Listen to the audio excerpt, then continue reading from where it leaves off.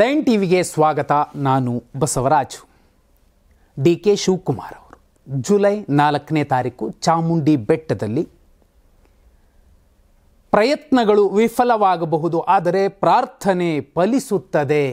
ನಾನು ದೇವ್ರಿಗೆ ಏನು ಬೇಕೋ ಅದನ್ನು ಬೇಡ್ಕೊಂಡಿದ್ದೀನಿ ಅನ್ನೋ ಮಾತನ್ನು ಹೇಳಿದ ಮೇಲೆ ಡಿ.ಕೆ. ಶಿವಕುಮಾರ್ ಅವರಾಗಲಿ ಅವರ ಬಣದ ಮತ್ಯಾವ ನಾಯಕರೇ ಆಗಲಿ ಹೆಚ್ಚಾಗಿ ಮಾತಾಡಲಿಲ್ಲ. ಮತ್ತೊಂದು ಸುತ್ತಿಗೆ ಮುಖ್ಯಮಂತ್ರಿ ಡಿ.ಕೆ. ಶಿವಕುಮಾರ್ ಅವರಾಗಬೇಕು ಅನ್ನುವಂತಹ ಮಾತುಗಳನ್ನು ಹೇಳಲಿಲ್ಲ. ನೋಟಿಸ್ ಜಾರಿ ಮಾಡಿಸುವಂತಹ ಒಂದು ಲೆಕ್ಕಾಚಾರಗಳು ಕಾಣಿಸ್ಲಿಲ್ಲ.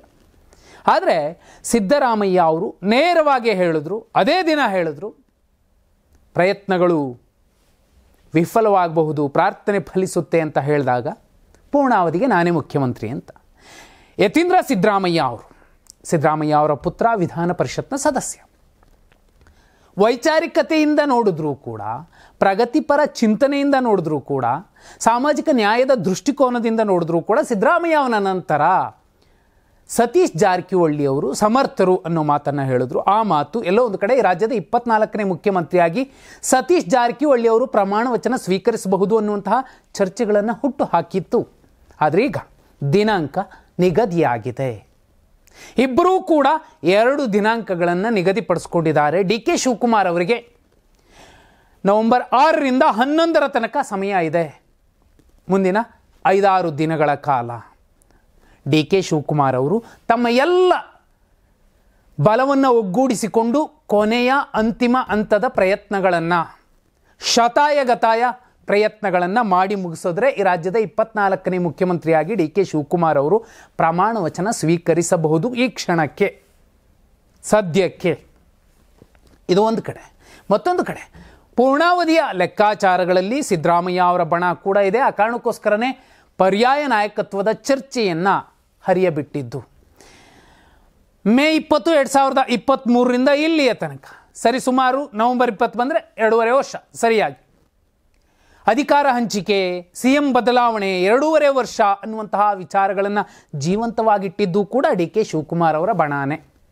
ಆದ್ರೀಗ ಡಿ.ಕೆ. ಶಿವಕುಮಾರ್ ಅವರ ಬಣ, ಅವರ strategy room, war room, media team DK. Shivakumar ಅವರನ್ನು ರಾಜ್ಯದ 24ನೇ ಮುಖ್ಯಮಂತ್ರಿಯನ್ನಾಗಿ ಮಾಡುವ ಹಂತಕ್ಕೆ ಹೋಗಿ ಸಣ್ಣ ಪುಟ್ಟ ಪ್ರಾದೇಶಿಕ ಪತ್ರಿಕೆಗಳಲ್ಲಿ ಅಲ್ಲಿನ ಪತ್ರಕರ್ತರ ಲಾಬಿಗಳನ್ನು ಬಳಸ್ಕೊಂಡೋ ಏನೋ ಗೊತ್ತಿಲ್ಲ, ಪ್ರಮಾಣ ವಚನದ ದಿನ ಫಿಕ್ಸ್ ಆಯಿತು. ನವೆಂಬರ್ 21 ಈ ರಾಜ್ಯದ 24ನೇ ಮುಖ್ಯಮಂತ್ರಿಯಾಗಿ ಡಿ.ಕೆ. ಶಿವಕುಮಾರ್ ಅವರು ಪ್ರಮಾಣ ವಚನ ಸ್ವೀಕರಿಸ್ತಾರೆ ಅಂತೆಲ್ಲ ಭವಿಷ್ಯವಾಣಿಗಳನ್ನು ಪ್ರಕಟಿಸಿದ್ದಾರೆ. ಆದರೆ ಈಗ ಇಬ್ಬರೂ ನಾಯಕರು ನಾನು ಹೇಳಿದ್ದಷ್ಟೇ ಅಥವಾ ಹೈಕಮಾಂಡ್ ಹೇಳಿದ್ದಷ್ಟೇ, ಸಿದ್ದರಾಮಯ್ಯ ಮತ್ತು ಡಿ.ಕೆ. ಶಿವಕುಮಾರ್ ಈ ಇಬ್ಬರು ಹೇಳಿದಷ್ಟೇ ನಿಜವಾದ ಲೆಕ್ಕ, ಅದು ಮಾತು. ಆ ಮಾತಿಗೆ ಕಿಮ್ಮತ್ತಿರುತ್ತೆ ಅನ್ನೋ ಮೂಲಕ ಡಿ.ಕೆ. ಶಿವಕುಮಾರ್ ಅವರು, ಸಿದ್ದರಾಮಯ್ಯ ಅವರು ಒಂದೇ ರೀತಿಯ ಮಾತನ್ನು ಆಡ್ತಿರುವಂಥದ್ದು. ಇದರ ಮಧ್ಯೆ ಬಿಹಾರ ವಿಧಾನಸಭಾ ಚುನಾವಣೆಗೆ ಇದೆ ನವೆಂಬರ್ 6ನೇ ತಾರೀಕು ಮೊದಲ ಹಂತದ ಮತದಾನ, ನವೆಂಬರ್ 11ನೇ ತಾರೀಕು 2ನೇ ಹಂತದ ಮತದಾನ, ನವೆಂಬರ್ 14 ರಿಸಲ್ಟ್ ಬರುತ್ತೆ. ನವೆಂಬರ್ 15ನೇ ತಾರೀಕು ನಾನು ಅಂದರೆ ಸಿದ್ದರಾಮಯ್ಯ ಅವರು ದೆಹಲಿಗೆ ಹೋಗ್ತೀನಿ, ಹೈಕಮಾಂಡ್ನ ಭೇಟಿ ಮಾಡ್ತೀನಿ, ಸಂಪುಟ ಪುನರ್ರಚನೆ ಆಗುತ್ತೆ ಅಥವಾ ವಿಸ್ತರಣೆ ಆಗುತ್ತೆ ಅನ್ನೋ ಧಾಟಿಯ ಮಾತುಗಳನ್ನು ಹೇಳ್ತಿರೋ ಸಂದರ್ಭದಲ್ಲೇ ಅವರಿಗಿಂತ 5 ದಿನ ಮುಂಚೆನೇ ನವೆಂಬರ್ 11ನೇ ತಾರೀಕು ಡಿ.ಕೆ. ಶಿವಕುಮಾರ್ ಅವರು ದೆಹಲಿ ಪ್ರವಾಸ, ಹೈಕಮಾಂಡ್ ಭೇಟಿಯ ಪ್ರಹಸನಕ್ಕೆ ಕೈ ಹಾಕಿರುವಂಥದ್ದು. ಇಲ್ಲಿ ತುಂಬ ಸ್ಪಷ್ಟವಾಗಿ ನಿತೀಶ್ ಕುಮಾರ್ ಅವರನ್ನು, ಇದೇ ಲಾಲೂ ಪ್ರಸಾದ್ ಯಾದವ್ ಅವರನ್ನು, ಇವರಲ್ಲದೆ ಈಗೆಲ್ಲ ಓಡಾಡ್ತಿರುವಂಥವರನ್ನು, ತಮ್ಮ ಕಾಲದಲ್ಲಿ ಚಡ್ಡಿ ಹಾಕ್ಕೊಂಡು ಓಡಾಡ್ತಿದ್ದಂತಹ ನಾಯಕರನ್ನು, ಅರ್ಥಾತ್ ನೋಡಿರುವಂತಹ ಅತ್ಯಂತ ಹಿರಿಯ ಅನುಭವಿ ರಾಜಕಾರಣಿ ಯಶವಂತ್ ಸಿನ್ಹಾ ಅವರು ಒಂದು ಸ್ಫೋಟಕ ಹೇಳಿಕೆಯನ್ನು ಕೊಟ್ಟಿರುವಂಥದ್ದು. ದೀಪಕ್ ಶರ್ಮಾ ಅನ್ನುವಂತಹ ಅತ್ಯಂತ ಹಿರಿಯ ಮತ್ತು ಜನಪರ ಹೃದಯವುಳ್ಳಂತಹ ಪತ್ರಕರ್ತ, ಅವರ ಒಂದು ಯೂಟ್ಯೂಬ್ ಚಾನಲ್ನಲ್ಲಿ ಸ್ಫೋಟಕ ಹೇಳಿಕೆಯನ್ನು ಕೊಟ್ಟಿದ್ದಾರೆ. ನವೆಂಬರ್ 14 ರಿಸಲ್ಟ್ ಬಂದ ಮೇಲೆ ನೋಡಿ, ಕೆಲ ತಿಂಗಳುಗಳ ಕಾಲವಾದರೂ, ಒಂದು 6 ತಿಂಗಳಾದರೂ ನಿತೀಶ್ ಕುಮಾರ್ ಅವರು ಬಿಹಾರದ ಮುಖ್ಯಮಂತ್ರಿ ಆಗ್ತಾರೆ. ಆದರೂ NDA ಕೂಟದಿಂದ ಅಲ್ಲ, ಮಹಾಗಠಬಂಧನ್ದಿಂದ. ಅನಂತರದಲ್ಲಿ ತೇಜಸ್ವಿ ಯಾದವ್ ಅವರು ಮುಖ್ಯಮಂತ್ರಿ ಆಗ್ತಾರೆ. ಅಲ್ಲಿ ತನಕ DCM ಆಗಿರ್ತಾರೆ ಮುಖೇಶ್ ಸಾಹನಿ ಮತ್ತು ತೇಜಸ್ವಿ ಯಾದವ್. ಅದಾದ ಮೇಲೆ ಏನಾಗುತ್ತೆ, ನೋಡಿ, ಚಂದ್ರಬಾಬು ನಾಯ್ಡು ಹಾಗೂ ನಿತೀಶ್ ಕುಮಾರ್ ಅವರು ಪಕ್ಕಾ ಪ್ಲಾನ್ ಮಾಡಿಕೊಂಡಿದ್ದಾರೆ. ಬಿಹಾರದ ರಿಸಲ್ಟ್ ಹೇಗಾಗುತ್ತೋ ಆ ಲೆಕ್ಕಾಚಾರದಲ್ಲೇ ಕೇಂದ್ರ ಸರ್ಕಾರ, ಮೋದಿಯವರ ನೇತೃತ್ವದ ಕೇಂದ್ರ ಸರ್ಕಾರ, ನರೇಂದ್ರ ಮೋದಿ ಸರ್ಕಾರ ಕುಸಿದು ಬೀಳುತ್ತೆ. ಪೂರ್ಣ ಬಹುಮತ ಇಲ್ಲದೇ ಇರುವಂತಹ ಸರ್ಕಾರಕ್ಕೆ ದೊಡ್ಡ ಬಲವಾಗಿ ನಿಂತಿರುವಂಥದ್ದು ಇಬ್ಬರೇ. ಒಬ್ಬರು ಬಿಹಾರಿ ಬಾಬು ನಿತೀಶ್ ಕುಮಾರ್, ಇನ್ನೊಬ್ಬರು ಆಂಧ್ರ ಪ್ರದೇಶದ ಬಾಬು ಚಂದ್ರಬಾಬು ನಾಯ್ಡು. ಆ ಇಬ್ಬರೂ ಕೂಡ ಬೇರೆ ಪ್ಲಾನಲ್ಲಿದ್ದಾರೆ.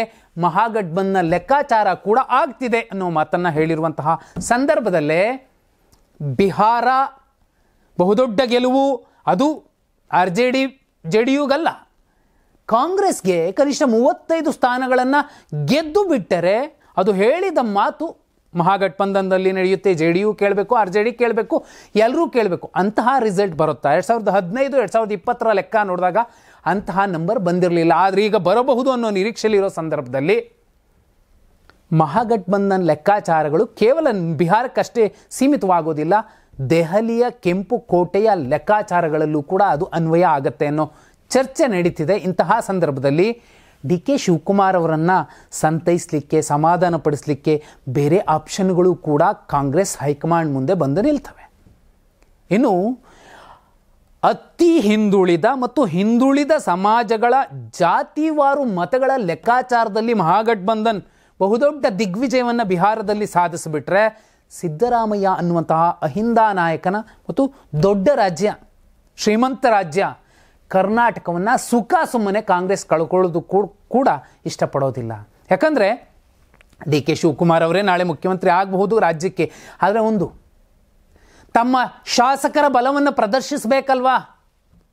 ವಿಶ್ವಾಸ ಗೊತ್ತುವಳಿ ಮಂಡನೆ ಮಾಡಿದಾಗ ಅಥವಾ ತಮ್ಮ ಫ್ಲೋರ್ ಟೆಸ್ಟ್ ಮಾಡಿಸುವಂತಹ ಸಂದರ್ಭದಲ್ಲಿ ಒಂದು ಕಾನ್ಫಿಡೆನ್ಸ್ ಅನ್ನೋದಿದ್ರೆ, ತಾಕತ್ ಅನ್ನೋದಿದ್ರೆ 113 ಶಾಸಕರನ್ನು ತೋರಿಸ್ಕೋಬೇಕು. ಇಲ್ಲಾಂದರೆ ಒಬ್ಬೊಬ್ಬರನ್ನೇ ಎಳ್ಕೊಂಬಂದು ಇದೇ DK ಶಿವಕುಮಾರ್ ಅವರು 2018 ಸಂದರ್ಭದಲ್ಲಿ ಕಾಂಗ್ರೆಸ್ JDS ಮೈತ್ರಿ ಸರ್ಕಾರದ ಸಂದರ್ಭದಲ್ಲಿ ಕಾನ್ಫಿಡೆನ್ಸ್ ತೋರಿಸ್ಲಿಕ್ಕೆ ಹೊರಗಡೆ ದೊಡ್ಡ ಸರ್ಕಸ್ ಆ್ಯಕ್ಷನ್ ಹೀರೋ ಥರ ಹೋರಾಡಿದ್ರು. ಅದು DK ಶಿವಕುಮಾರ್ ಅವರು, ಕುಮಾರಸ್ವಾಮಿ ಅವರಿಗೆ ಅಂತಹ ಒಂದು ಬಲ ಬೆಂಬಲ ಇವತ್ತು DK ಶಿವಕುಮಾರ್ ಅವರ ಜೊತೆಯಲ್ಲಿ ಯಾರಿದ್ದಾರೆ, ಯಾರು ಪ್ರದರ್ಶನ ಮಾಡ್ತಾರೆ? ಕುಮಾರಸ್ವಾಮಿ ಅವರು ಬರ್ತಾರೆ. ಸಾಧ್ಯವಾದಷ್ಟು DK ಶಿವಕುಮಾರ್ ಅವರು ಮುಖ್ಯಮಂತ್ರಿ ಆಗದಂತೆ ನೋಡಿಕೊಳ್ಳುವ ಪ್ರಯತ್ನಗಳನ್ನು ಉಳಿದವರು ಮಾಡ್ತಾರೆ, ಆ ಸಮಾಜದ ಬೇರೆ ಪ್ರಭಾವಿ ನಾಯಕರುಗಳು. ಆದರೆ ಇಲ್ಲಿ ಸಿದ್ದರಾಮಯ್ಯ ಅನ್ನುವಂತಹ ಮಾಸ್ ಲೀಡರನ್ನು ಹೆದರಾಕೊಂಡು, ಇಲ್ಲಪ್ಪ ನಾಳೆ ನಾವು DK ಶಿವಕುಮಾರ್ ಅವ್ರ ಜೊತೆಲಿ ನಿಂತರೆ ನಾಳೆ ಸೋತ್ರೂ ಪರವಾಗಿಲ್ಲ, ನಮ್ಮ ರಾಜಕಾರಣ ಸರ್ವನಾಶ ಆದರೂ ಪರವಾಗಿಲ್ಲ, ನಾವು ಸಿದ್ದರಾಮಯ್ಯನನ್ನು ಎದುರಾಕೋತೀವಿ ಅಥವಾ ಅಲ್ಪಸಂಖ್ಯಾತ ಹಿಂದುಳಿದ ದಲಿತ ಸಮಾಜಗಳ ಮತಗಳನ್ನು ಧಿಕ್ಕರಿಸಿ ನಿಂತ್ಕೋತೀವಿ ಅನ್ನುವಂತಹ ಧೈರ್ಯ, ಎದೆಗಾರಿಕೆಯನ್ನು ರಾಜ್ಯದ 224 ಶಾಸಕರ ಪೈಕಿ ಕಾಂಗ್ರೆಸ್ನ 135 ಶಾಸಕರಲ್ಲಿ ಒಬ್ಬರು ಕೂಡ ಮಾಡುವಂತಹ ಸಾಧ್ಯತೆ ತೀರಾ ವಿರಳ. ಯಾರೋ ಇತ್ತೀಚೆಗೆ ಗೆದ್ದಂತಹ, ಮುಂದೆ ಜೀವಮಾನದಲ್ಲಿ ಗೆಲ್ಲೋದಕ್ಕೆ ಆಗದೆ ಇರುವಂತಹ ಶಿವಗಂಗಾ ಮತ್ತೊಬ್ಬರು ಮಗದೊಬ್ಬರು ಮಾಡಬಹುದು, ಇನ್ನು ಜೀವಮಾನದಲ್ಲಿ ಅವ್ರು ಗೆಲ್ಲೋದಿಲ್ಲ. ಇಂತಹ ಸಂದರ್ಭದಲ್ಲಿ DK ಶಿವಕುಮಾರ್ ಅವರಿಗೆ ಕೇಂದ್ರದ ಮಹತ್ವದ ಸ್ಥಾನಮಾನ ಕೊಡಬಹುದು, ಕೇಂದ್ರ ಗೃಹ ಸಚಿವರಾಗಬಹುದು, ಇಂಥವರು ಅಲ್ಲಿಗೆ ಹೋಗಿ ಬಂದವರು ಅನ್ನುವಂತಹ ಚರ್ಚೆಗಳೇನಿದೆ ಅದು ಹಾಲಿ ಕೇಂದ್ರ ಗೃಹ ಸಚಿವರ ಲೆಕ್ಕಾಚಾರದಲ್ಲೇ ನೋಡಿದಾಗ ಅಂತಹ ಅವಕಾಶಗಳು ತೆರೆದುಕೊಳ್ತವೆ. ಅಂತಹ ಸಂದರ್ಭದಲ್ಲಿ ರಾಜ್ಯದ ಮುಖ್ಯಮಂತ್ರಿಯಾಗಿ ಸಿದ್ದರಾಮಯ್ಯ ಅವರೇ ಉಳಿಬಹುದು. ಆದಾಗ್ಯೂ ನಾವು ಧೈರ್ಯ ಮಾಡ್ತೀವಿ, ತಲೆ ಕೆಡಿಸ್ಕೊಳ್ಳೋದಿಲ್ಲ ಅನ್ನುವಂತಹ ಎದೆಗಾರಿಕೆಯನ್ನು ಈ ಹಿಂದಿನ ಕಾಂಗ್ರೆಸ್ ಹೈಕಮಾಂಡ್ನ ರೀತಿ ಪ್ರದರ್ಶನ ಮಾಡುವಂತಹ ಸಾಧ್ಯತೆಗಳು ತೀರಾ ವಿರಳ. ಒಂದು ವೇಳೆ ಅಂಥದ್ದೇ ಆದರೆ ರಾಜ್ಯದಲ್ಲಿ ಎಷ್ಟು ತಿಂಗಳ ಕಾಲ DK ಶಿವಕುಮಾರ್ ಅವರ ಸರ್ಕಾರ ಅಸ್ತಿತ್ವದಲ್ಲಿರುತ್ತೆ ಅನ್ನುವಂತಹ ಪ್ರಶ್ನೆಗೆ ಉತ್ತರ ಹುಡುಕಬೇಕೇ ವಿನಃ DK ಶಿವಕುಮಾರ್ ಅವರು 2.5 ವರ್ಷದ ಕಾಲ ಉಳಿತಾರಾ ಅನ್ನುವಂತಹ ದೊಡ್ಡ ಆಶೆ ಇರಾದೆಯನ್ನು ಇಟ್ಕೊಳ್ಳೋದಕ್ಕೆ ಸಾಧ್ಯವೇ ಇಲ್ಲ. ಆದರೆ ನವೆಂಬರ್ 15ರ ಸಿದ್ದರಾಮಯ್ಯ ಅವರ ಡೇಟ್, ನವೆಂಬರ್ 11ರ DK ಶಿವಕುಮಾರ್ ಅವರ ಡೇಟ್, ಇವೆರಡರ ಮಧ್ಯೆ 5-6 ದಿನ ಇದೆಯಲ್ಲ, ಈ 5-6 ದಿನದ ಲೆಕ್ಕದಲ್ಲಿ ಏನು ಬೇಕಾದರೂ ಆಗಬಹುದು. ಅದರಲ್ಲೂ ರಿಸಲ್ಟ್ ಬಂದ ಮೇಲೆ ಕೇಂದ್ರದಲ್ಲಿ ಮತ್ತು ಬಿಹಾರದಲ್ಲಿ ಮತ್ತು ಕರ್ನಾಟಕದಲ್ಲಿ ಮುಖ್ಯಮಂತ್ರಿ ಸ್ಥಾನಗಳ ಬದಲಾವಣೆ ಆದರೂ ಅಚ್ಚರಿ ಇಲ್ಲ. ನೀವೇನಂತೀರಾ? ಕಮೆಂಟ್ ಮಾಡಿ.